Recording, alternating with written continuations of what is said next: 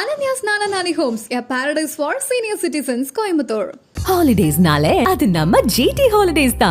South India's #1 travel brand. Charanam Homes brand of trust. 5,000 square feet வாங்கினா 5,000 square feet free. சினிமானாலே problem தானே, அந்த மாதிரி ப்ராப்ளம்னால miss ஆன. ஆமா, ஒரு ஹீரோயின் கூட நடிச்சிட்டு அதுக்கப்புறம் வீட்டுக்கு போனால் அடி தரலாம். பசங்க இருக்கிற அளவுக்கு பொம்பளை பசங்களுக்கு புரிஞ்சுக்கிற தன்மை கிடையாது. பிரச்சனைனா அப்படிதான் வரும். இந்த காலம் எல்லாருமே டாக்ஸிக்காக தானே இருக்காங்க. தெரிஞ்சே தானே லவ் பண்ணாங்க. அப்படி இருக்கும்போது அட்ஜஸ்ட் பண்ணணும் தானே. அதில் இந்த மிஸ் அண்டர்ஸ்டாண்டிங் பதில் சொல்லு. வாழ்ந்து பாரு ஒருத்தனை. அறிக்கை கொடுத்துருக்கு, அந்த மாதிரி தான் கொடுத்துருக்காங்க. அவர் கொடுக்கல, ஏன்னா அவர் நல்ல ஒரு இமேஜில் இருக்கார். மிஸ் அண்டர்ஸ்டாண்டிங் தான். மியூச்சுவலாக பேசினா அவங்களுக்குள்ள அது ஆகாதுன்னு நினைக்கிறேன். பேசணும். அதுக்கு ஒரு வேளை அட்ஜஸ்ட் பண்ணிக்கலாம் நினச்சி ஒரு கட்டத்தில் முடியவே முடியலன்றதுனால செப்பரேஷனே பெஸ்ட்டுன்னு தோணும். இருக்கிற கொஞ்ச காலமாக சந்தோஷமாக வாழ்ந்துக்கலாம். ஏஆர் சார் வந்து யோசிக்கவே இல்லை, யாருமே யோசிக்கவே இல்லை. ரஜினி பொண்ணுக்கே யாராவது வேணாம்னு சொல்லுவாங்களா அப்படின்ற மாதிரி அவருக்கோட கேஸ் முதல்ல பயங்கரமாக பரவுனதுனால அப்படியே லைனாக அப்படியே எல்லாருமே பண்ணதுனால அவர் வந்து எங்களுக்கு எடுத்துக்காட்டாயிட்டாரு. இவ்வளோ பெரிய காலம் கடந்து வந்த பிறகு ஒரு விஷயத்தை விட்டு கொடுக்குறாங்கன்னா அது யோசிக்காத செய்ய முடியாது. அவங்க பசங்களெல்லாம் நல்லா தானே பார்த்துருக்காரு. அவங்க ரெண்டு பேருக்கும் பார்த்தேன். அவர் நல்லவருங்க, ஆனால் பாவம் தனுஷ். ஏன்னா இவங்களுக்கும் அவங்களுக்கும் அண்டர்ஸ்டாண்டிங் தான் மெயின். அண்டர்ஸ்டாண்டிங் தான் எதுவுமே டைவர்ஷனுக்கு வராது. அவங்க பிள்ளைகள் ஃபியூச்சர் லைஃப் பாதிக்குங்கிறத அவங்க தெரிஞ்சிக்காம ஏதோ ஒரு படத்தில் உள்ளது மாதிரியே அவங்க லைஃப்பை போயிட்டு இருக்காங்க. இப்போ இருக்கிற ஆளுக்கெல்லாம் வந்து 5 வருஷன்றது பெரிய விஷயமா இருக்கு. இத்தனை வருஷம் வாழ்ந்த பிறகு என்ன வாழ்க்கை இப்போ பிடிக்கலங்கிறதுக்கு இருக்கு. பிள்ளைகளும் ஒரு ஸ்டேஜுக்கு வந்தாச்சு. ஏன் இணைய ஒரு கல்யாணத்தை கட்டினா அவர் அதில் என்ன சாதிக்க போறாரு? ஏஆர் ரஹ்மானும் அவங்க ஒய்ஃபை வந்து செப்பரேட் ஆகிறதா 29 வருஷமாக ஒன்றா வாழ்ந்து இப்போ வந்து செப்பரேட் ஆகிறோம் அப்படின்ற மாதிரி அனௌன்ஸ் பண்ணியிருந்தாங்க. இதை நம்ம ஏஆர் ரஹ்மான் அவங்க ஒய்ஃப்னு எடுத்துக்க வேணாம். நார்மலாகவே ஒரு கப்புள்ஸ் வந்து 29 வருஷம் ஒன்றா வாழ்ந்துட்டு திடீர்னு இந்த மாதிரி அனௌன்ஸ் பண்ணுறாங்கன்னா அவங்களுக்குள்ள அப்படி என்ன ஒரு பிரச்சனையாக இருக்கும்னு நினைக்கிறேன். ஜென்ரலாக கண்டிஷன் போட்டால் அந்த மாதிரி எதாவது இருக்கலாம். அப்படிலாம் எதாவது மிஸ்ஜட்ஜிங் அந்த மாதிரி இதெல்லாம் ஒரு பக்கம் இருந்தாலும் சம்மந்தமே இல்லாமல் ஒருத்தரை வந்து எல்லாத்துலேயும் இழுத்து போடுறாங்க. யாருன்னா தனுஷ் வந்து இவங்க யாரெல்லாம் சினிமாவில் டைவர்ஸ் ஆகுதோ தனுஷ் கூட ஒர்க் பண்ணியிருந்தாங்க, அதனாலலாம் செப்பரேட்டடு. பாவம் அவர் பாட்டுன்னு இருக்காரு. அவரை பிடிச்சி எல்லாத்துலேயும் போட்டு அடிக்கிறாங்க.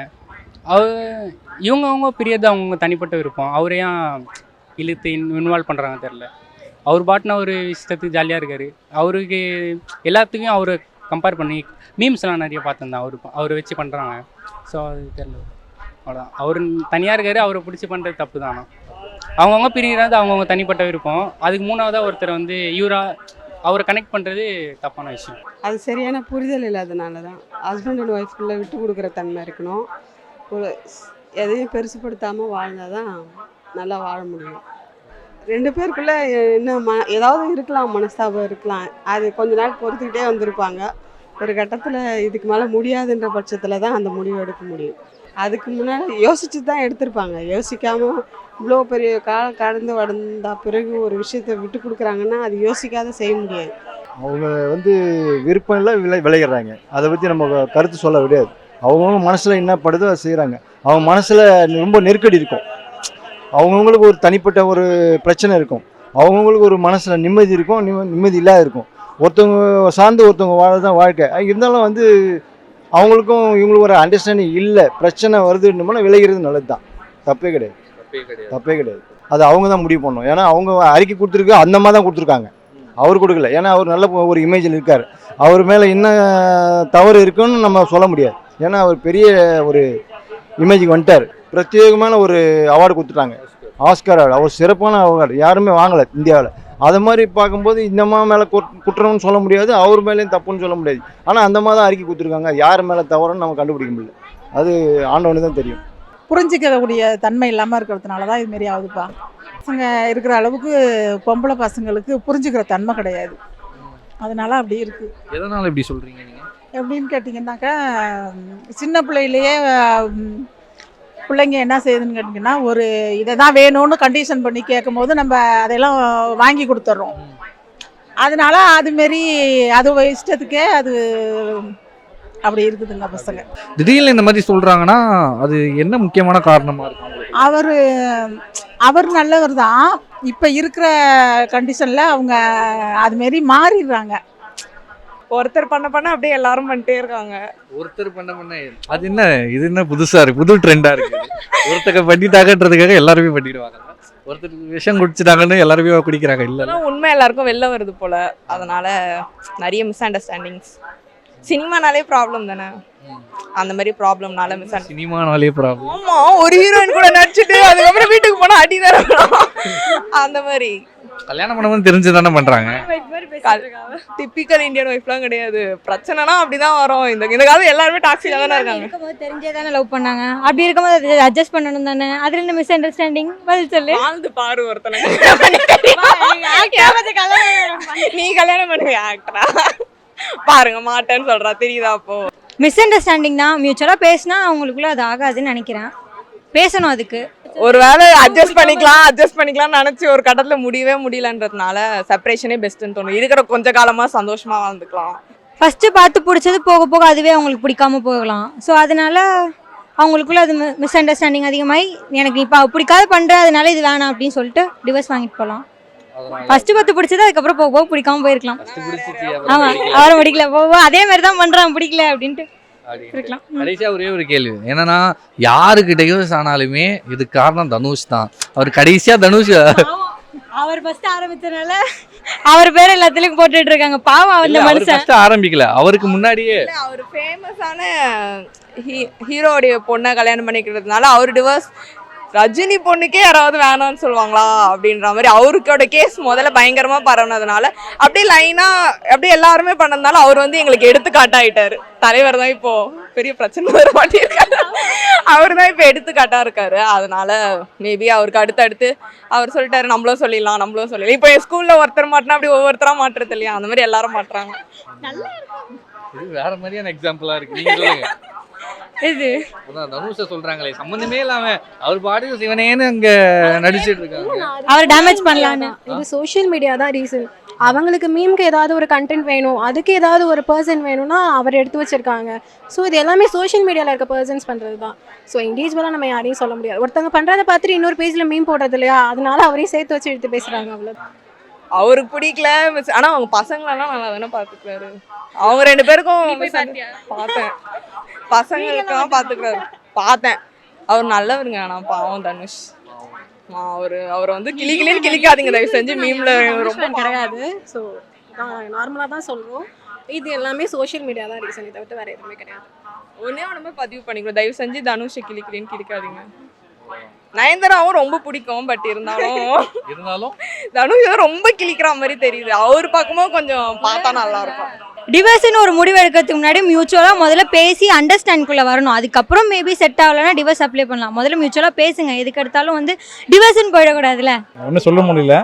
அதாவது பர்சனலாக வந்து சாதாரண மக்களுக்கு வந்து வெளியே தெரியாது. இந்த சினி ஃபில்டர் வந்து சின்ன விஷயம்னாலும் பெருசாக தெரியும். அது கொஞ்ச நாளாக வந்து ரொம்ப பெருசாக இருக்குது. அது வந்து ரொம்ப பிரபலமான ஆளுங்க வந்து நடக்கிறது வந்து ரொம்ப கஷ்டமாகவும் இருக்குது.